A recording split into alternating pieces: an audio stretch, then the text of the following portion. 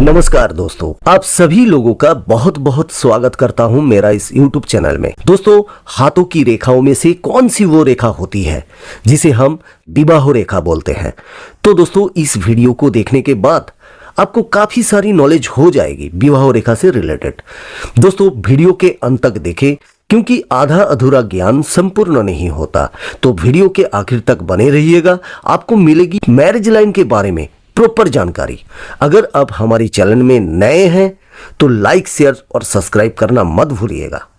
तो बिल्कुल भी देर नहीं करते, अपना वीडियो को स्टार्ट करते हैं आपके एक लाइक के साथ। तो दोस्तों, अगर आप लड़के हैं तो अपने राइट हैंड में, और अगर आप लड़की हैं तो अपनी लेफ्ट हैंड में जानकारी को देखिएगा। तो दोस्तों, आज के इस वीडियो में हम जानेंगे कि हाथों की रेखाओं को देखकर कैसे हम जानें कि हमारी शादी कब होगी, और ये भी जानेंगे कि हमारी शादी लव मैरिज होगी या अरेंज मैरिज होगी, और ये भी समझने की कोशिश करेंगे कि हमारा जीवन साथी कैसा होगा और हमारी शादी कैसी रहेगी। तो सबसे पहले हम बात करते हैं कि हथेली में विवाह रेखा कहाँ होती है। दोस्तों, जो हमारी कनिष्ठा उंगली होती है और जो हृदय रेखा होती है, उसके बीच में यहाँ पर एक ऐसे लंबी सी रेखा आपको दिखेगी। इसे कहते हैं विवाह रेखा। दोस्तों, इस रेखा को कोई और नामों से भी जाना जाता है, जैसे इसे प्रेम की रेखा बोलते हैं, इसे स्नेहों की रेखा भी बोलते हैं, और इसे इंग्लिश में मैरिज लाइन भी बोलते हैं। तो इसे कई नामों से जाना जाता है। दोस्तों, वैसे तो ये रेखा उन लोगों के हाथों में भी होता है जो लोग शादी नहीं करते, लेकिन दोस्तों अभी हम बात करेंगे कि जो लोग शादी करते हैं तो उस टाइम पर ये रेखा हमें कैसे मदद करती है। तो आइए दोस्तों, इस रेखा को समझने के लिए हम थोड़ा सा इसे अच्छी तरीके से जानेंगे। दोस्तों, हमने काफी बार देखा है कि किसी किसी जातक के हाथों में एक से अधिक विवाह रेखा होती है। तो उसका क्या मीनिंग होता है? दोस्तों, अगर एक रेखा लंबी है और उसके साथ में और एक रेखा जो है छोटी है, तो इसका क्या मीनिंग होता है? अगर आपके हाथ में इस प्रकार की दो रेखाएं हैं तो ऐसी संभावनाएं बन सकती है कि आपकी मैरिज की बात चले, लेकिन किसी वजह से वो कंप्लीट ना हो पाए, और फिर कुछ समय के बाद दोबारा से आपके शादी की बात चले और वो शादी कंप्लीट हो जाए। कभी कभी ये भी देखा गया है कि आप किसी से प्रेम कर सकते हैं और वो रिश्ता किसी वजह से ब्रेक हो जाए, यानी आप किसी से प्यार करें, कुछ समय तक आप उसको समझे और समझने के बाद फिर आप उसी से शादी कर ले। तो ये 2-3 संभावनाएं बन सकती है अगर आपकी हाथों में एक विवाह रेखा लंबी है और उससे पहले ऐसे एक छोटी विवाह रेखा देखने के लिए मिलती है तो। और दोस्तों, अगर आपकी विवाह रेखा एक लंबी है और उसके बाद आपको एक और छोटी विवाह रेखा देखने के लिए मिल रही है, तो इसका क्या मतलब बनेगा? तो इसका मतलब ज्यादातर ये बनता है कि आप विवाह के बाद आप ईश्वर से प्रेम कर सकते हैं, या किसी को अपना गुरु बना सकते हैं, उससे स्नेह कर सकते हैं। यानी कि आप अपने जीवन साथी के साथ स्नेह और प्रेम तो करेंगे, लेकिन उसके बाद आप ईश्वर से भी प्रेम कर सकते हैं, या फिर किसी को अपना गुरु बना सकते हैं और उनको उनके प्रति आपका स्नेह का भाव रहेगा। तो इसका मीनिंग ये बिल्कुल भी मत लगाइए कि आपके 2 विवाह होंगे। काफी जगहों पर लोग इस तरीके से बताते हैं कि अगर आपकी 2 विवाह रेखाएं हैं तो आपके 2 विवाह होंगे। अगर एक विवाह रेखा लंबी है और एक छोटी है तो ये आपकी एक रेखा स्नेह को दिखाती है, जो किसी के प्रति हो सकता है आपका। दोस्तों, अगर किसी के हाथ में 2 विवाह रेखाएं हैं और दोनों की लंबाई बराबर है, तो उस केस में क्या होगा? उस केस में थोड़ी बहुत संभावनाएं ये हो सकती है कि किसी वजह से आपका रिश्ता जो है वो चले और फिर उसके साथ आपका ब्रेकअप हो जाए, और फिर दोबारा दूसरी जगह पर आपकी शादी की बात चले, तो ये संभावनाएं थोड़ी बन जाती है अगर 2 विवाह रेखाएं जो है वो एकदम समांतराल या फिर एक ही लंबाई की बनी हुई होती है तब। दोस्तों, काफी सारे हाथों में एक विवाह रेखा आपको सेंटर में बड़ी सी दिखेगी और उसके आसपास आपको छोटी छोटी विवाह रेखाएं इस प्रकार से देखने के लिए मिलेगी। ये एक से अधिक भी हो सकती है, 2 भी हो सकती है, 3 भी हो सकती है और 4 भी हो सकती है, या इससे अधिक भी हो सकती है। तो इसका क्या मीनिंग बनेगा? तो इसका मीनिंग ये बनता है कि आप ऑपोजिट सेक्स के प्रति अट्रैक्शन महसूस करेंगे, लेकिन इससे आपके वैवाहिक जीवन पर कोई प्रभाव नहीं पड़ेगा। आपको आपकी लिमिटेशन पता होती है, लेकिन एक ऑपोजिट सेक्स के प्रति माइनर सा अट्रैक्शन महसूस करते हैं आप। बस इसका यही मीनिंग निकलता है। दोस्तों, अब हम विवाह रेखा के बारे में थोड़ी और जानकारी लेते हैं। काफी बार हमारे मन में ये प्रश्न आता है कि हमारी शादी कब होगी। तो विवाह रेखा को देखने के बाद हमारी शादी कब होगी उसके बारे में हम कैसे जान सकते हैं? अगर आपकी विवाह रेखा हृदय रेखा के पास होती है तो शादी जल्दी होने की संभावनाएं बन सकती है, और अगर विवाह रेखा कनिष्ठ उंगली के पास जा रही है तो विवाह में विलंब होगा। किताबों के अनुसार दोस्तों, जो आपकी छोटी वाली उंगली होती है और उसके नीचे आपके यहाँ पर हृदय रेखा होगी, इस बीच के हिस्से के अंदर हमें चेक करनी होती है अपने विवाह रेखा को। ज्यादातर इस एरिया को हम लिटिल फिंगर के नीचे से हृदय रेखा तक ये मानकर चलते हैं कि 50 साल। और हमारे जीवन काल में हर कोई इंसान की नेचुरली जो विवाह करने की जोग होते हैं वो ज्यादा से ज्यादा 50 साल की उम्र तक का है। अगर दोस्तों आपके विवाह रेखा यहाँ पर मिडिल में है तो आपकी जो शादी है वो 25 से 26 साल के आसपास हो सकती है। और अगर ये विवाह रेखा बीच से हटके थोड़ी सी ऐसे हृदय रेखा के आसपास आ जाए तो 22 से 23 साल की उम्र में शादी होने की संभावनाएं बन सकती है। और इसी प्रकार से अगर ये विवाह रेखा आपकी कनिष्ठ उंगली की तरफ खिसक जाती है तो शादी में विलंब होता है। शादी जो है वो तकरीबन 28 से 30 साल के आसपास हो सकती है। और ये रेखा अगर काफी ज्यादा कनिष्ठ उंगली के पास खिसक जाती है तो ये फिर 35 साल के बाद शादी के जोग बन सकते हैं। दोस्तों, काफी बार ये देखा गया है कि कुछ लोगों के विवाह रेखा जो होती है वो ऐसे मिडिल में 25 साल की उम्र तक होती है, लेकिन शादी 28-29 साल तक नहीं हो पाते हैं। तो उस केस में विलंब का क्या कारण बनता है तो उसे भी हम थोड़ा हाथ में चेक कर सकते हैं। तो उसे देखने के लिए हमें देखना होगा बृहस्पति पर्वत। दोस्तों, अगर आपका बृहस्पति पर्वत जो है वो शनि पर्वत की तरफ खिसक रहा है या खिसक गया है तो इस केस के अंदर आपकी शादी जो है वो 28 से लेकर 35 साल एज के बीच में हो सकती है। अगर आपकी विवाह रेखा जो है वो मान लीजिए किसी की 27-28 साल पे आ रही है, लेकिन अगर आपका बृहस्पति पर्वत सेंटर में लोकेटेड है तो उस केस के अंदर शादी जल्दी होने की संभावनाएं बन सकती है। बृहस्पति पर्वत थोड़ा सा उठा हुआ होना चाहिए, और पर्वत की जो ऊंचाई है या जो बृहस्पति पर्वत है अगर वो सेंटर में है तो जल्दी शादी होने की संभावनाएं बनाती है। और अगर बृहस्पति पर्वत का जो उठापन है वो अगर शनि पर्वत की तरफ जा रही है तो फिर 28 साल के बाद होने की संभावनाएं हो सकती है। तो हम सिर्फ विवाह रेखा को देखकर कैलकुलेट नहीं कर सकते, तो दोनों जगहों को कैलकुलेट करने से हमें थोड़ी सी सुविधा हो जाती है। अगर शादी में विलंब होता है तो बृहस्पति पर्वत को हम एक बार जरूर चेक करते हैं कि बृहस्पति पर्वत पर क्या स्थिति बनी हुई है। चलिए दोस्तों, अब हम बात करते हैं हमारी लव मैरिज होगी या फिर अरेंज मैरिज होगी। पहले हम लव मैरिज को समझ लेते हैं। दोस्तों, इसके लिए हमें हाथों में काफी सारी चीजों को चेक करना होता है। तो सबसे पहले हम चेक करेंगे हृदय रेखा, फिर चेक करेंगे विवाह रेखा, फिर चेक करेंगे बृहस्पति पर्वत, फिर चेक करेंगे मस्तिष्क रेखा, फिर देखेंगे चंद्र पर्वत, फिर देखेंगे शुक्र पर्वत और फिर देखेंगे सूर्य रेखा को। दोस्तों, ये 7 चीजों को हमें चेक करना पड़ेगा लव मैरिज के लिए। इसका सीक्वेंस आप कोई भी यूज कर सकते हैं। तो मैं जो सीक्वेंस यूज कर रहा हूं उसमें मैं सबसे पहले देखूंगा हृदय रेखा। हृदय रेखा अच्छा सा कर्व बनाती हुई ऐसे बृहस्पति पर्वत की तरफ जा रही होती है तो बहुत अच्छी बात है। अगर हृदय रेखा पर कोई दोष नहीं है तो इस केस के अंदर क्या होता है कि आपकी जो इमोशंस है वो अपने पार्टनर के साथ काफी ज्यादा एसोसिएट रहते हैं। ऐसे लोग अपने प्रॉमिस को निभाते हैं।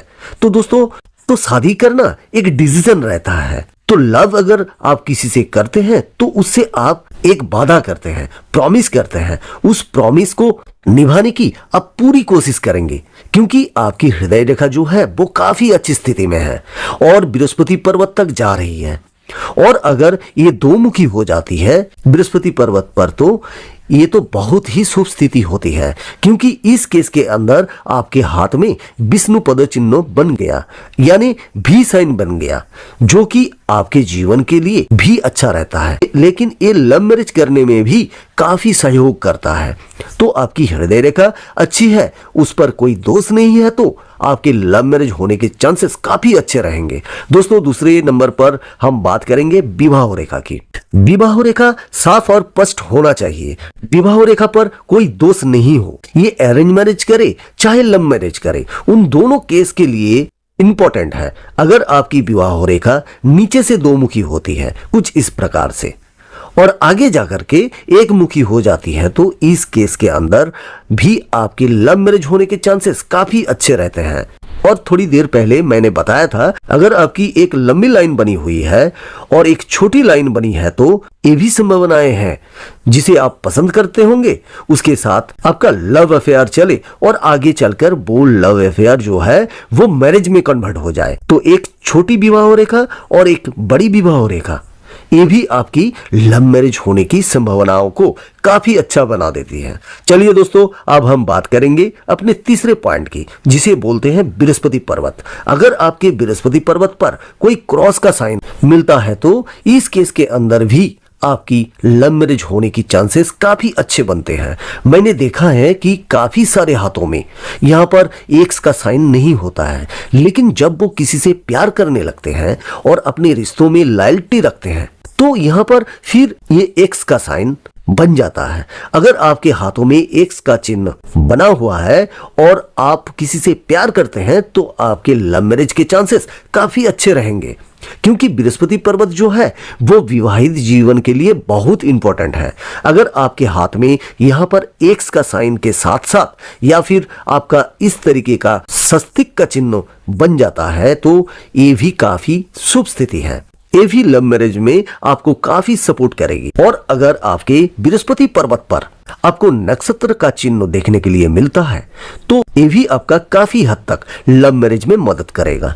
दोस्तों, बृहस्पति पर्वत का अच्छा होना मैरिज के लिए बहुत इंपॉर्टेंट है। अगर यहाँ पर आपको खड़ी रेखाएं इस प्रकार से देखने के लिए मिलती है और बृहस्पति पर्वत जो है वो काफी अच्छी स्थिति में है, तो इस केस के अंदर भी आपकी लव मैरिज थोड़े संघर्ष के बाद जरूर हो जाएगी। अगर क्रॉस का चिन्ह मिल रहा है तो ये तो काफी शुभ स्थिति है आपके लव मैरिज के लिए। चलिए दोस्तों, अब हम बात करते हैं अपने अगले पॉइंट की, जिसे बोलते हैं मस्तिष्क रेखा। मस्तिष्क रेखा को समझने के लिए पहले हम एक जीवन रेखा बना लेते हैं, जिससे हमें समझने में थोड़ी सी आसानी हो जाएगी। मस्तिष्क रेखा जो है वो जीवन रेखा से निकलती है कुछ इस प्रकार से। अगर ये रेखा लंबी है, साफ है, स्पष्ट है, तो ऐसे में आपके लव मैरिज होने के चांसेस काफी अच्छे रहेंगे। आप जो निर्णय लेंगे आप उससे पीछे नहीं पलटते हैं, क्योंकि आप मानसिक तौर पर मजबूत हैं। मस्तिष्क रेखा अगर लंबी होती है तो ऐसे लोग निर्णय बहुत सोच समझ के करते हैं और उसके बाद उन निर्णयों को, यानी जो भी वो सोचते हैं उसको करने की पूरी कोशिश करते हैं। तो मस्तिष्क रेखा अगर आपकी लंबी है तो इस केस में भी आपकी लव मैरिज होने के चांसेस काफी अच्छे रहेंगे। चलिए दोस्तों, अब हम बात करते हैं अपने अगले पॉइंट की, जिसे बोलते हैं चंद्र पर्वत। चंद्र पर्वत का थोड़ा सा बाहर की तरफ निकला होना लव मैरिज के लिए अच्छा माना जाता है, क्योंकि चंद्रमा जो है वो मन का कारक है। तो जब आप किसी से प्यार करते हैं तो आपका उससे मन का कनेक्शन होना चाहिए। तो चंद्रमा अच्छी स्थिति में हो, चंद्रमा पर कोई दाग धब्बे ना हो, जाल जैसी स्थिति ना बनी हुई हो, चंद्रमा दबा हुआ नहीं होना चाहिए। चंद्रमा जो है वो आपका थोड़ा सा बाहर कर लिए हुए हो और देखने में यहाँ पर अगर आप इसे प्रेस करें तो आपको महसूस हो कि यहाँ पर कुछ एक उभरा हुआपन है। तो चंद्रमा की स्थिति अगर अच्छी रहती है तो उस केस के अंदर भी आपकी लव मैरिज होने के चांसेस बहुत अच्छे रहते हैं। चलिए दोस्तों, अब हम बात करते हैं अपने अगले पॉइंट की, जिसे बोलते हैं शुक्र पर्वत। शुक्र पर्वत जो है वो जीवन रेखा के नीचे का इस हिस्से को शुक्र पर्वत कहा जाता है। शुक्र पर्वत जो है वो थोड़ा सा उठा हुआ होना चाहिए, दबा हुआ ना हो। शुक्र पर्वत उठा हुआ रहता है तो इसमें हम ऑपोजिट सेक्स के प्रति अट्रैक्शन महसूस करते हैं, और जिसे आप प्यार करते हैं उसके प्रति आपका अट्रैक्शन होना चाहिए। इस केस के अंदर शुक्र पर्वत जो है वो काफी इंपॉर्टेंट रोल प्ले करेगा, क्योंकि जिससे आप प्यार करते हैं अगर उसके प्रति आप अट्रैक्शन ही नहीं महसूस करते हैं तो शादी क्यों करना चाहेंगे। तो शुक्र पर्वत अच्छा हो और शुक्र पर्वत पर आपकी खड़ी खड़ी छोटी बारीक रेखाएं देखने के लिए मिले तो ये भी काफी शुभ स्थिति मानी जाती है। तो शुक्र पर्वत का अच्छा होना लव मैरिज के लिए हम जरूरी मानते हैं, क्योंकि इससे आप अपने पार्टनर के प्रति एक अट्रैक्शन महसूस करते हैं। चलिए दोस्तों, अब हम बात करते हैं अपने अगले पॉइंट की, जिसे बोलते हैं सूर्य रेखा। सूर्य पर्वत पर यहाँ पर आपको एक ऐसी रेखा दिखेगी जो आगे जाकर के दो मुखी हो जाए। दोस्तों, अगर सूर्य रेखा अगर लंबी है और दो मुखी हो रही है तो ये काफी शुभ स्थिति है, क्योंकि सूर्य रेखा जो है वो आत्मविश्वास का कारण बनती है। तो जिन लोगों की सूर्य रेखा अच्छी रहती है तो ऐसे लोगों का आत्मविश्वास काफी अच्छा रहता है। अगर आप किसी से प्यार करते हैं, अपने आप को प्रॉमिस किया है और आप मानसिक तौर पर तैयार हैं उससे शादी करने के लिए, तो आपके अंदर एक आत्मविश्वास होगा शादी करने का। तो सूर्य रेखा अच्छी रहती है तो आत्मविश्वास बना रहता है।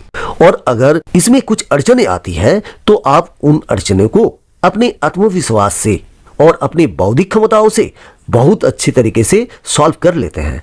तो सूर्य पर्वत अगर आपका अच्छा है, सूर्य रेखा आपकी अच्छी है और दो मुखी हो जाती है और मस्तिष्क रेखा पर जाकर के ये मिल जाती है तो बहुत अच्छी संभावनाएं बन जाती हैं।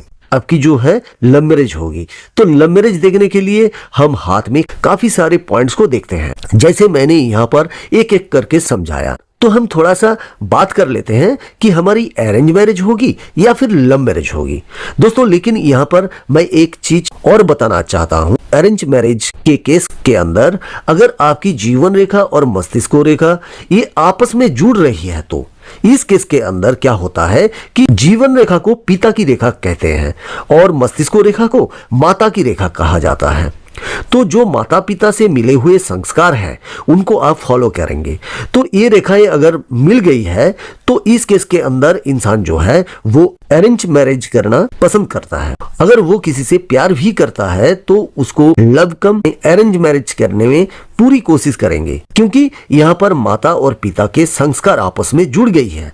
लेकिन शादी जो है वो माता पिता की मर्जी से ही करना चाहिए, उसी में अच्छा रहता है। दोस्तों, अब हम बात करते हैं अपने अगले पॉइंट की, जिसमें हम ये जानेंगे कि हमारा जीवन साथी कैसा होगा। दोस्तों, हमारी जो हृदय रेखा है वो यहाँ से निकलती है। अगर ये अच्छा सा कर्व बनाती है और एक चंद्रमा जैसी आकृति बना लेती है और ये चंद्रमा आपको काफी सुंदर दिखता है, तो ये चंद्रमा जितना सुंदर दिखेगा तो इससे अनुमान लगाया जाता है कि आपका जो जीवन साथी है वो दिखने में जरूर सुंदर होगा और काफी अच्छी पर्सनालिटी वाला होगा। और अगर आपकी यहाँ पर हृदय रेखा जो है वो काफी अच्छी स्थिति में बन गया है तो इस केस के अंदर आपका जीवन साथी जो है वो काफी सुंदर होगा, अट्रैक्टिव होगा और लोग उसे पसंद करेंगे। चलिए दोस्तों, अब हम बात करते हैं अपने अगले पॉइंट की, जिसमें हम ये जानेंगे कि हमारी शादी कैसी होगी। अगर आपको बृहस्पति पर्वत पर क्रॉस का चिन्ह देखने के लिए मिलता है,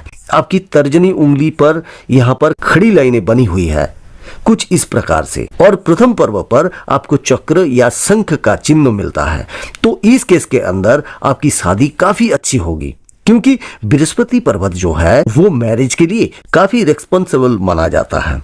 और अगर आपके हाथ में आपकी भाग्य रेखा जो है काफी अच्छी है, यहाँ से ऐसे भाग्य रेखा काफी अच्छी जा रही है, शनि पर्वत की तरफ इसका मुंह है और इसमें कोई दोष नहीं है, तो इस केस के अंदर आपकी शादी काफी यादगार होगी। लोग उसके बारे में बात करेंगे क्योंकि आपका बृहस्पति पर्वत अच्छा है, यानी आपकी इंडेक्स फिंगर अच्छी है और आपके हाथ में भाग्य रेखा भी है। जिन हाथों में भाग्य रेखा रहती है तो ऐसे लोग भाग्यशाली माने जाते हैं और उनके जीवन में जो वो चाहते हैं वो काफी हद तक वो इच्छाएं पूरी होती हैं।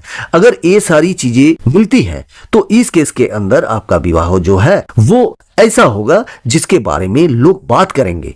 उम्मीद करता हूं दोस्तों ये वीडियो आपके लिए काफी इंफॉर्मेशन रहा होगा, तो लाइक शेयर सब्सक्राइब जरूर कीजिएगा।